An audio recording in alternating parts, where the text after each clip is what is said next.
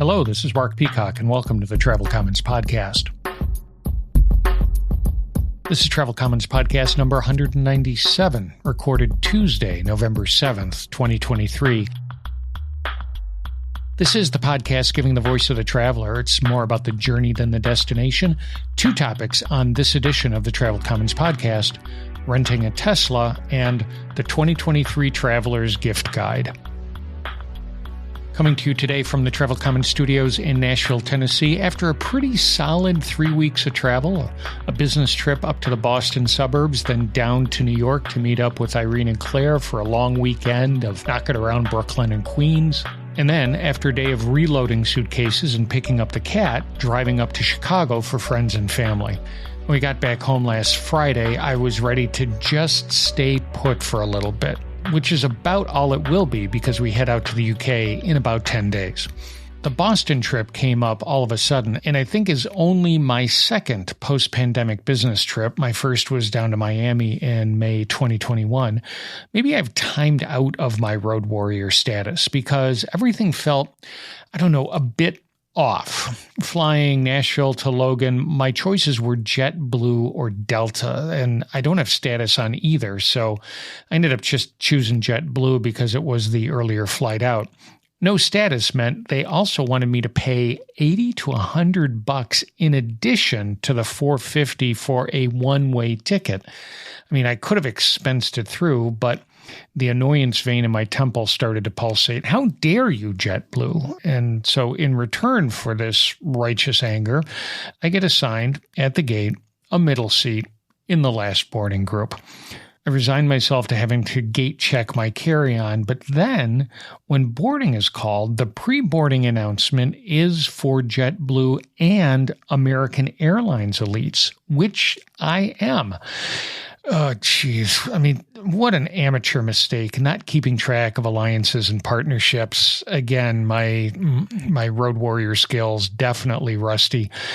If I'd put my Advantage Platinum number into my reservation instead of just my plain old True Blue number, I probably could have saved myself all that righteous anger and vein throbbing.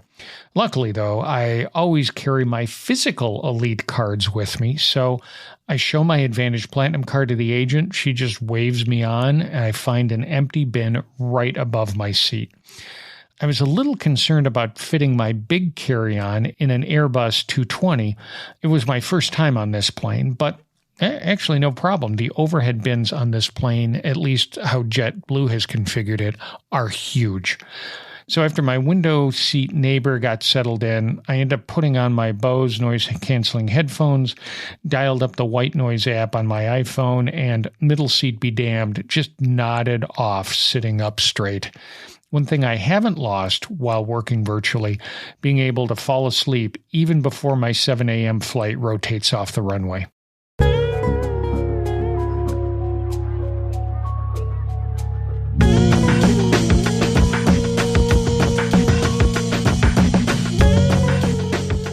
Following up, it seems that it just wouldn't be a proper following up segment without yet another update on the U.S.'s Real ID or the EU's ETIAS rolling delays. Let's do ETIAS first, the EU's pre-travel authorization system that gobs of clickbait websites have mislabeled a European visa.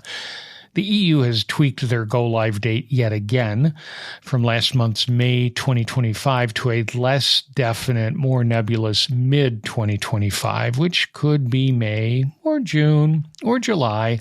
But, I'm not quite sure why anyone in their right mind would want to flip the switch on this system in the summer during Europe's peak tourist season.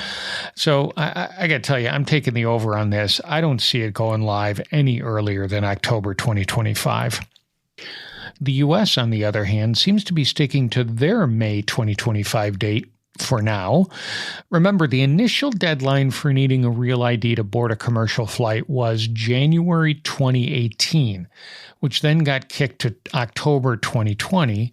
But then COVID hit, and in April 2020, soon after just about every government building was emptied out and locked up, the bright sparks at Department of Homeland Security decided that driving crowds of people toward closed DMVs to replace their old driver's license wouldn't be great.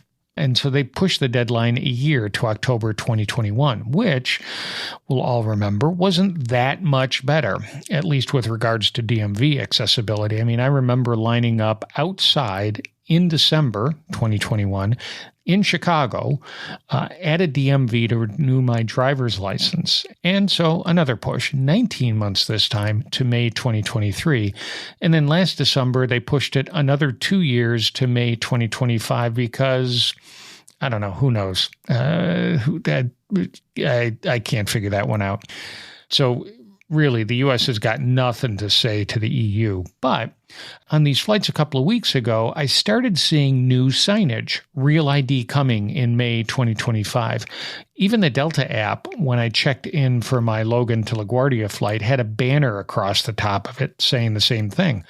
I mean, why? Why wind everybody up about a deadline that's 18 months away? And, if the Kabuki Theater of the past 5 years is any guide, will get pushed again. Now, where DHS is moving much faster is rolling out biometrics to airport and customs checkpoints. Over the years here on Travel Commons, I've talked about my experiences with biometrics usage, starting with my first fingerprint scan back in the late 90s so I could skip the U.S. Customs line at Toronto Pearson Airport. Then, in 2008, letting the first iteration of Clear scan my eyeballs in exchange for a shortcut to the front of the TSA line. This was before PreCheck was a thing. And then, in 2011, a background check and another fingerprint scan, this time for global entry, so I could skip all the U.S. Customs lines. So yes, I'll do damn close to anything to skip an airport line. But over the past couple of years, it feels like the Department of Homeland Security has been turning it up a notch. October 2021, our first international flight in a couple of years on Air France, the gate agent took a picture of us while we were boarding and then didn't need to see our boarding pass. Last April, returning from the Netherlands, the global entry kiosk no longer needed to scan my fingerprints. A quick side glance at the camera was enough to recognize me and let me through. And now, a couple of weeks ago, at the Nashville PreCheck line, a big sign, identity verification technology. Biometric technology is available at this checkpoint. Your participation is optional. Now, this is new. It wasn't there 2 months ago when we flew out to Maine. So I give my driver's license to the TSA guy standing next to something that looks like a camera on a stick. I mean, it looked a little bit like the side of the electronic customs gates at Heathrow Airport. Anyhow, he puts my ID in the machine, tells me to look at the camera, and then looks at the screen and waves me through. Now, a couple of things here. I'm not sure how this is different from the TSA guy looking at my face and comparing it to the picture on my license. And I didn't see any way that my participation was optional. And I certainly didn't get to skip any lines for this biometric giveaway. I've been trying since April to get somebody from TSA or DHS on the podcast to talk about this biometrics push and have gotten nothing but repeated, "I'll get back to you real soon," from the TSA press secretary. So now, I don't know, maybe this new equipment gets us to automated checkpoints, the ones I've seen in some smaller European airports, which could shorten the security lines, but I have to tell you, I had to dig pretty deep into a bunch of jargony PDF documents on the TSA website to get even a hint of any benefit to the regular traveler. I don't know, maybe all the benefits are waiting on the Real ID rollout. Sure, once everybody has that little gold star on their license, it'll be magically clear sailing. And hey, if you've got any travel stories, questions, comments, tips, rants, the voice of the traveler, send them along to comments, COMMENTS at travelcommons.com. You can always send a Twitter, X, I don't know, as long as the URL is still twitter.com. I still going to call it Twitter. Anyhow, whatever you want to call it, you can always message me at mpeacock, post your thoughts on the Travel Commons Facebook page or the Instagram account at Travel Commons. Or, you can skip all that social media stuff. I can't even figure it all out anymore. And post your comments straight on the website at travelcommons.com.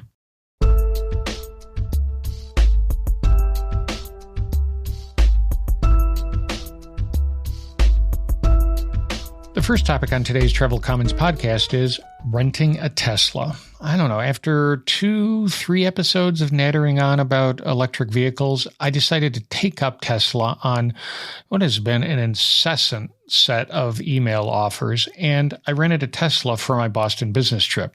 I decided to give an EV a try, but on someone else's dime.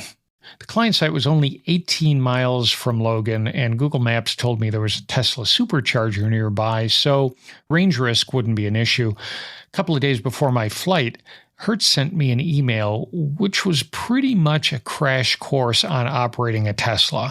Pictures, a lot of text, links to YouTube videos. I have to tell you, I was both impressed and slightly overwhelmed, but I grabbed a beer out of the fridge, a 16-ouncer, because this was going to take a bit, and ground through all the email links, which actually I think at the end of the day saved me time trying to figure out things in the Hertz lot. Now, over the past couple of years, we've talked about barren Hertz lots, renters queuing up for cars to appear. So when the Hertz employee pointed me to an EV aisle full up with, maybe 10, 12 Tesla Model 3s and a couple of Polestars, maybe a Kia in there, it just took me a moment to process all my options. Now, my usual strategy when I have a choice is to run through the cars on the aisle and pick the one with the lowest mileage.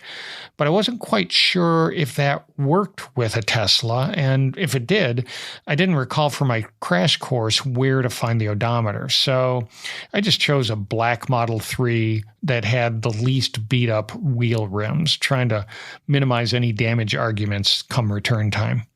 After I got in, powered it up, and got acclimated to the massive tablet screen in the center console, I saw that the battery level was at 69%. Now, one of the crash course tutorials said it would be at 100% and that I'd be charged if I returned it under 80%. So I snapped a picture of the battery display and told the guy at the exit gate. He shrugged, told me just to bring it back at the same level. He didn't seem very concerned. Now, coming out of the lot, the Tesla drove fine. It was a fine drive. After a couple of days of driving around, the battery had dropped into the mid-40s. So I decided to try out the Tesla supercharger network. Tesla's nav app directed me to a nearby shopping center. The chargers were in the farthest back corner of the Target parking lot. So I backed in, looking at the other Teslas. This seemed to be the thing to do. Plugged in the charger and was a little shocked to see that it would take an hour to get me charged up from the mid-40s up to 100%.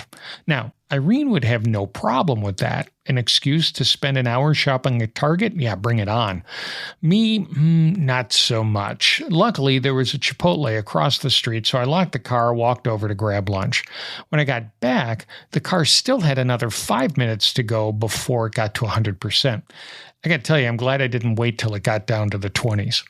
Though maybe I should have waited, because by my last day, I'd driven off a chunk of that 100% charge, and heading back to Logan, I wasn't completely confident that I'd arrive with the battery at the 69% level that I'd picked it up at. And I guess that's a place where an EV rental requires a bit more logistical planning. A regular gas car, there's loads of places I could hit quickly to splash in a couple of last-minute gallons to keep the fuel gauge on full. An EV, well, the Tesla Nav app vectored me way off my usual I-90, I-93 tunnel routes into Logan, taking me way east past some marshes just off the bay to the back corner of another Target parking lot, where I backed in amid another half dozen other Teslas. Their drivers all sitting there working their phones, waiting for their cars to charge. I waited about 10 minutes, splashed in enough electricity to get the battery gauge to 75, and then lit out. But, I probably actually didn't need to worry turning the car in. I told the Hertz guy that I was under 80% because I'd gotten the car at 69%. No problem, he said. He didn't seem very concerned. Honestly, I've never seen Hertz guys so nonchalant about their cars, especially after Hertz said in their last earnings call that EV repair costs are about double what they pay for gas-powered cars. On the shuttle bus back to the terminal, I opened the email receipt from Hertz and saw that the $15 charge from my first supercharger visit had made it onto the invoice. Now, a couple of things crossed my mind. Definitely less than I would have spent filling up a gas car. And I was impressed by the quick turnaround time because the toll charge that I had incurred 2 days before that when leaving Logan through one of the tunnels still hadn't shown up, and so is going to raise some eyebrows in accounts payable when I eventually try and expense it through. So all told, pretty good experience. Kudos to Hertz. And now they're trying to get me to rent a Polestar at Heathrow in a couple of weeks for our drive through the Devon countryside. Boston was good. I just don't think I want to push my luck.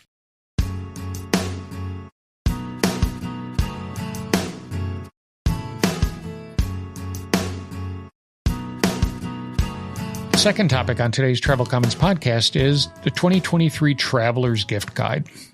Every couple of years around this time, I update my gift guide to give folks suggestions for the frequent travelers in their lives. Or if you are the frequent traveler, a list of hints you might want to drop on family members who are looking for ideas for you.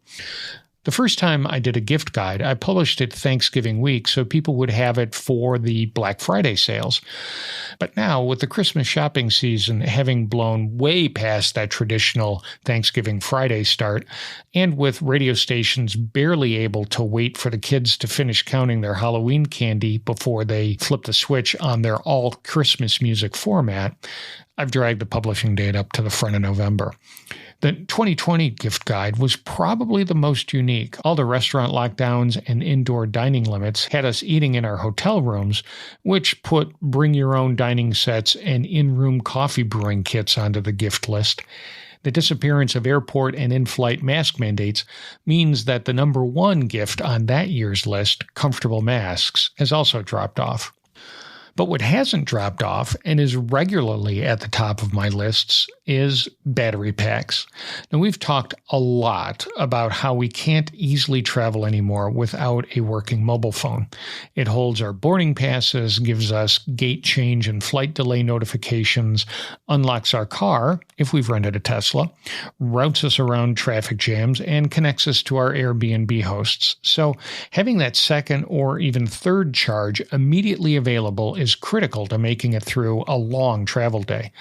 I carry a Zender Super Mini power bank in my bag because its USB-C port quickly tops up my iPhone, while the USB-A port takes care of my Samsung tablet. I've recently updated Irene's lipstick charger to an Anker with a flip-out lightning connector for her iPhone 13 so that she doesn't have to fish around in her purse for a cable. But look, there are tons of choices for battery packs. Just pick one, or maybe two. Noise-canceling headphones are also a perennial on my gift lists. I've been carrying Bose headphones for, at least 15 years. Back then, the QC3s were de rigueur for any self-respecting road warrior. The aha moment for me was on a United Express Dash 8 turboprop flying to Sioux City, Iowa, with an intermediate stop in Waterloo, Iowa. Yeah, that was a great flight. I was in a window seat on the wing, and the droning of that prop just encased me. I just couldn't think of anything else until I flicked the switch on my Bose. I'm now on my third pair, upgraded to the Bose 700s. They're not compact, but they continue to earn their space in my travel bag. Now, I picked up a pair of Apple AirPod Pros on a good Prime Day sale last month, and so I was able to compare the Bose and the AirPod noise canceling on my Boston and New York flights. The AirPods are good. not as good as the Bose though, and the battery doesn't last as long, which, you know what, makes sense given the massive size differential between an AirPod and the Bose over-the-ear cans. For me, the AirPod Pros are good for, I don't know, a 2.5 hour flight, but I don't know, say for these upcoming flights between Nashville and Heathrow, I'll be packing the Bose. Apple AirTags earned a place on the list last October when I could see, sitting on the plane, that our bags weren't going to make the connection in Newark on our way home from Rome. Now, the AirTags didn't get our bags on that plane, but they did save us the 30 minutes of suspense waiting for them to come off the baggage carousel in Nashville, and instead let us go straight to the baggage service agent, be the first in line to file our report, and then head home after what was a very long travel day. That was definitely worth the purchase price, just for that. For someone making the transition from virtual work to physical world road warrior, how about a black 20-inch carry-on bag? Black not only makes you look thinner, it makes your bag look thinner to gate agents hunting for bag sizer bait. My daughter had a baby blue roller bag for the longest time. She loved that color, and it was really easy to spot on the luggage carousel, which ended up being a good thing because that bag ended up on the luggage carousels a lot because gate agents were always pulling her out of line to gate check that bag. So get a nondescript black bag with a set of clever neon-colored luggage tags as a stocking stuffer. If you often fly budget airlines that are sticklers on size, get a hard shell bag. It'll keep its dimensions better when overstuffed, and that hard polycarbonate shell will slide past the metal bars of the sizer easier than the ballistic nylon of a soft-sided bag. You could range up in size to a 22-incher, but I got to tell you, a 20-incher should fit safely in the overhead of just about every plane. I'm a big fan of the Travel Pro line. For me, they strike the right balance between price and quality, but there are lots, maybe way too many options out there for you to choose from. And here's a new list entrant, a travel power strip. Potentially one of the least sexy things I could put on a gift list, but I've always tried to populate these lists with things that I actually use and find myself needing the most when I'm on the road. And you'd think after, 20 years of travelers needing to charge a bunch of electronics, PCs, mobile phones, tablets, you'd think hotels, B&Bs, resorts would put outlets that work on the top of flat surfaces like nightstands, end tables, desks. But I'd say that on half of my trips this year, I've had to move furniture or get down on my hands and knees to find a single outlet. So you can get one of these cube-shaped travel adapters that show up on most travel gift guides, and you still got to crawl under the furniture every time you need to plug something new in. And that's why I recommend a compact power strip. You move the nightstand once to reach down, plug it in, and then set the other end, the end with the outlets, the end you'll need regular access to, on top of the nightstand. Any power strip you buy nowadays will have some mix of USB and regular AC outlets. Anker seems to have an infinite range of them. But if Anker is a little boring for you, way back in episode 159 in January 2020, longtime listener Arnold Heiness gave high marks to a circular power strip called the Power Bagel. 3 years on, Mogics, Mogics, I don't know if I pronounced that right. Anyhow, the manufacturer of the Power Bagel now sells an updated version called the Super Bagel. Of course, why not? It's bigger, faster, more powerful. Anyhow, so it's got lots of positive reviews confirming Arnold's view that the circle, the bagel shape, lets you use every outlet, even when using those big wall-wart power supplies. So anyhow, there you go. 5 gift ideas to fit all budgets, and with more than enough time to beat any early online shipping deadlines. Check out the show notes for links, and happy shopping.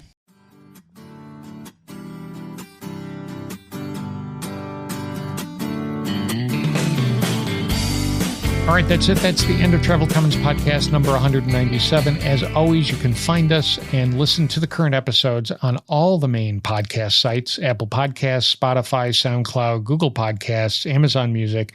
You can always ask Alexa, Siri, or Google to play Travel Commons on your smart speakers. You can click on the link in this episode's description in your podcast app to get to the show notes page at travelcommons.com for a transcript of the episode and links to the items on the gift guide. If you're not yet subscribed, there's a drop-down menu at the top of the Travel Commons homepage, and along the side of the page, you'll find links to all the Travel Commons socials. And hey, if you've got a story, thought, comment, gripe, the voice of the traveler, send them along, text or audio file to comments, COMMENTS at travelcommons.com, and Peacock on Twitter. Write them on the Travel Commons page on Facebook or Instagram, or post them on the website at travelcommons.com. Thanks to everyone who's taken the time to send in emails, tweets, post comments on the website. I really do appreciate it. And until we talk again, safe travels, and thanks for stopping by the Travel Commons. Bye now.